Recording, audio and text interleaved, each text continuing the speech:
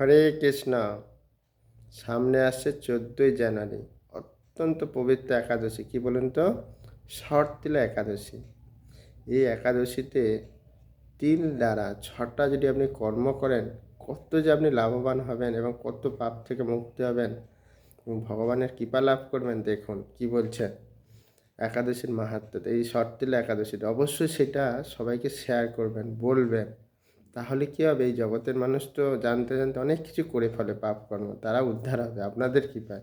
তা আপনার কাছে অনুরোধ, আপনারা এটা পাওয়ার পরে সবাইকে বলবেন, শেয়ার করবেন যে এই একাদশীটা অত্যন্ত গুরুত্বপূর্ণ। তারপরের ক্লাসে আমি আবার বলবো, কেমন? হচ্ছে এই শর্তিলা একাদশীতে তিল দ্বারা কী কী করলে আপনার কত লাভ হয় দেখুন। তিল দিয়ে আপনি স্নান করবেন, জলে একটু তিল দিয়ে সেই জলে স্নান করতে পারেন। তিল শরীরে ধারণ করতে পারেন। তিল জল মিশিয়ে ভগবানকে তর্পণ করতে পারেন। তিল ভজন করতে পারেন, মানে খেতে পারেন। এবং তিল দ্বারা এই 6 প্রকার বিধান সর্বপাপ বিনষ্ট হয় এবং এই একাদশীর আপনি পুরো ফল লাভ করতে পারবেন। তা বুঝতে পেরেছেন এই একাদশী কত গুরুত্বপূর্ণ? আর এই একাদশী হচ্ছে কবে বললাম? 14 তারিখ। আর 15 তারিখ পালন করবেন কটা থেকে? 6টা 20 থেকে 9টা 57-র মধ্যে। কেমন? আবার বলে দিচ্ছি, এই একাদশীতে অবশ্যই তিল দিয়ে যদি 6টা কর্ম করেন, কী কী বললাম? তিল দ্বারা স্নান, তিল দ্বারা তিল শরীরে ধারণ করতে পারেন।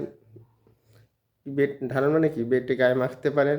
তিল জল মিশিয়ে তর্পণ করতে পারেন। তিল খেতে পারেন এবং তিল দান করতে পারেন।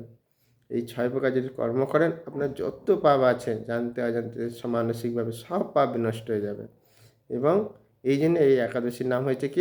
শর্তিলা একাদশী। এবং সেই একাদশীর আমরা কৃপা লাভ করতে পারবো। অবশ্যই আপনারা এটা শেয়ার করেন, বলবেন।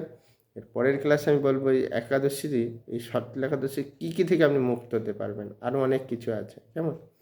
হরে কৃষ্ণ। সবাই ভালো থাকবেন, সুস্থ হবে। অবশ্যই এটা সবাইকে শেয়ার করবেন।